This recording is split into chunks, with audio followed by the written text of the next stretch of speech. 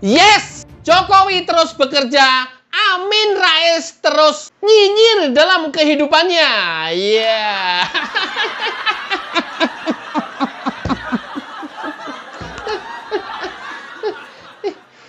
Apa yang dilakukan Jokowi setiap hari, saya yakin Amin Rais tidak bisa melakukan.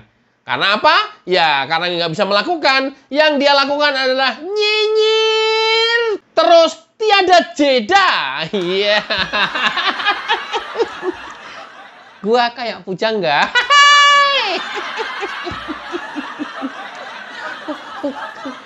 Beberapa hari kemarin Jokowi berada di Lampung dan keluar masuk menembus penjuru Nusantara. Gua kayak pujangga. Nanti kemudian kan iya. Yes, itulah yang dilakukan Jokowi pada saat Amin Rais nyinyir terus kepadanya. Ya masih A lagi. Simak videonya. A lagi. Check it out. Udahlah Pak Jokowi, Anda sudah outdated, sudah usang, dan sudah disoriented, sudah tidak bisa membaca lagi perkembangan dan kemajuan dunia real. Ini benar-benar sudah menjadi Pak Pelonga-Pelongo. Biarin, udah outdated. Biarin menjadi Pak Pelonga-Pelongo. Daripada lu hanya bisa nyinyir dan setiap hari hidup dalam kebencian hingga kamu nelongso. Lebih baik pelonga-pelongo, tapi kerja. Simak jawaban Jokowi. Pak, foto Pak.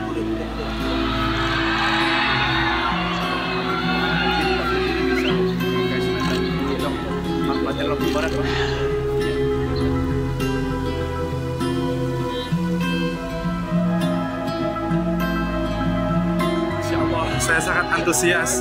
Berterima kasih. Ini sejarah pertama Mas ya. Sejarah pertama Presiden masuk Lampung Barat. Saya sangat bangga dan saya mengikuti beliau dari periode pertama sampai sekarang. Alhamdulillah. Bawa KTP aja bisa enggak? Bawa BPJS saja? Tidak harus dua-duanya ya.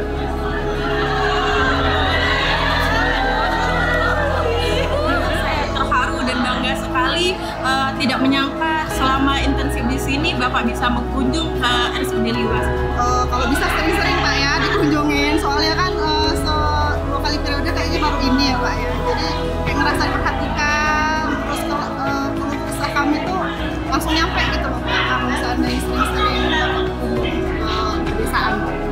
Harapannya semoga pelayanan di Rumah Sakit Al Imri Umar ini selalu ditingkatkan, tambah ramah, tambah bagus, tambah jaya, dan kalau bisa ditambah Pak ininya fasilitasnya, contoh kayak spesialis saraf gitu Pak ya, kan kami kan jauh dari sini, jaraknya 4 jam kalau mau ke spesialis saraf gitu. Jadi kalau bisa di sini dibuka untuk scan sama untuk spesialis saraf.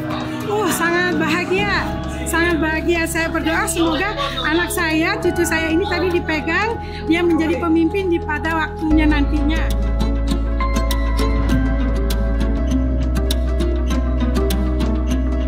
Yang saya perbincangkan yang pertama, terima kasih Pak atas binaan-binaan pemerintah selama ini. Ya terutama melalui PPL dan lain sebagainya, itu terima kasih telah dibantu. Kemudian kami sebetulnya sudah banyak yang kami terima dari pemerintah, tetapi kan ada kekurangan Pak. Yang pertama, kami mohon dibantu sama Bapak Presiden alat-alat pasca panen seperti terpal segala macam. Betul kan?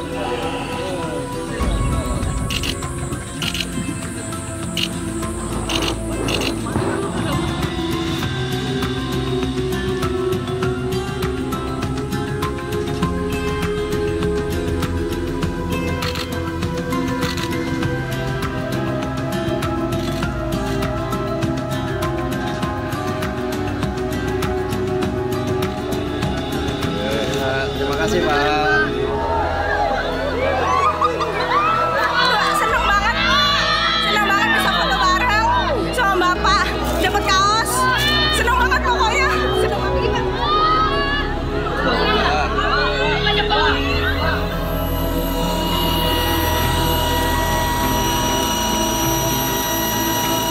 Presiden izin bertanya. Saat ini kan kopi harga 70.000 Pak.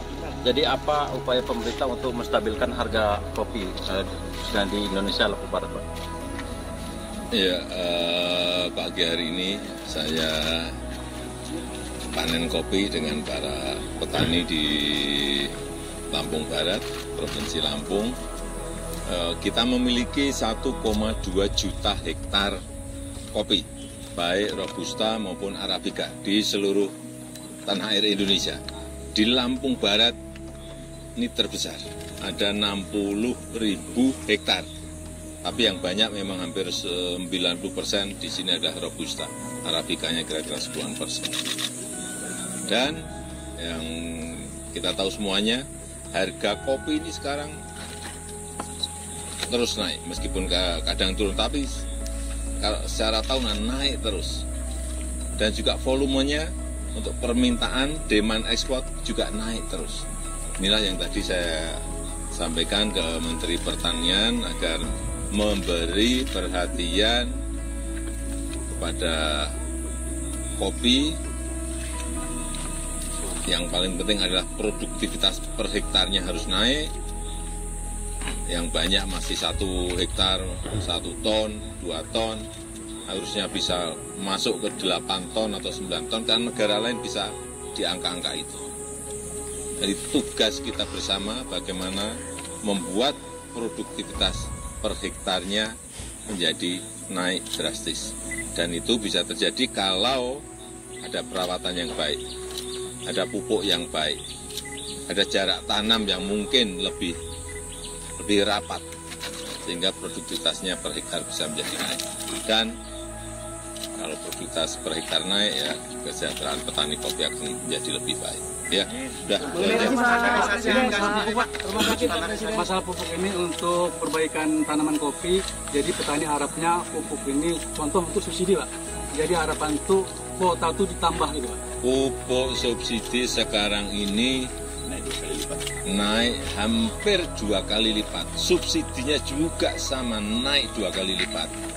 Jadi kalau saya bertanya ke petani-petani yang padi, kemarin-kemarin dalam 2 minggu ini tidak ada masalah. Kopi saya belum lihat apakah ada masalah urusan pupuk. Ya. Nah. Rumah sakit di Lampung Barat belum ada alat CT scan Pak Presiden. Sedangkan pasien harus dirawat di mana Pak? Yang paling penting semua rumah sakit yang saya kunjungi siapkan dulu ruangannya. Ruangan harus siap. Kalau Pemda harus menyiapkan itu untuk CT scan, untuk CAT lab, untuk mamogram, untuk X-ray yang modern, siapin dulu. Alatnya akan dikirim dari Kementerian Kesehatan. Tahun ini sebagian, tahun depan sebagian. Semua kabupaten dan kota. Dan MRI untuk rumah sakit yang ada di provinsi. Di sini tadi baru disiapkan.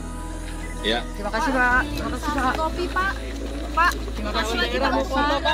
Izin Pak. Semua komoditas pertanian kita harus masuk kepada industrialisasi, masuk kepada hilirisasi. Saya melihat tadi di depan sudah banyak yang packagingnya bagus, siap untuk diekspor. Ya seperti itu harusnya semuanya, tidak dalam bentuk mentahan-mentahan yang sudah berpuluh tahun, beratus tahun kita lakukan ekspor dalam bentuk mentahan. Harus dihilirisasi. Ya, terima kasih, tidak Bapak. hanya kopi, coklat, sawit, semuanya, dan komoditas-komoditas pertanian perkebunan lainnya. Ya. Terima kasih Bapak. Itulah beda Amin Rais dengan Jokowi. Amin Rais hanya bisa nyinyir dan nggak bisa bekerja apa-apa, kecuali ngutak-ngatik UUD 45. Tapi Jokowi terus bekerja melanglang buana.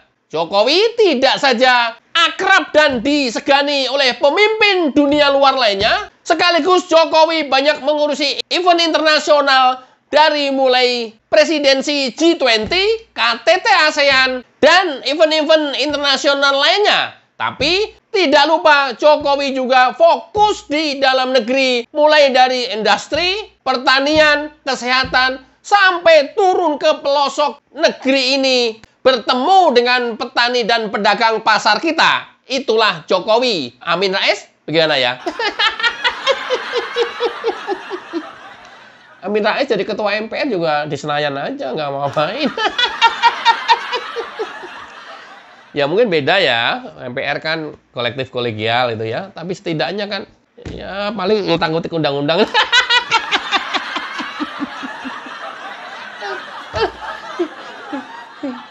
Ya, itulah Jokowi. Dia bekerja detail sampai sekecil-kecilnya. Kayak begini, masih nyinyirin terus sama Amin Rais dan pendukungnya. Malah sekarang pendukung Amin Rais tidak hanya nyinyirin Jokowi, tapi ternyata pendukungnya Amin Rais mulai nyinyirin Agrifana nih. Ya!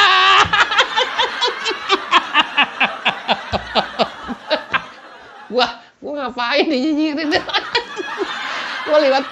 Gua baca komen-komennya temen-temen ya yang nyinyirin ke Agrifana nih ya, gua udah merasa kayak gua Jokowi aja nih.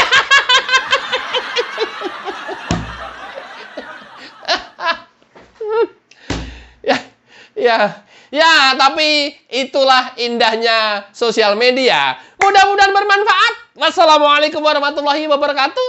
Cayo.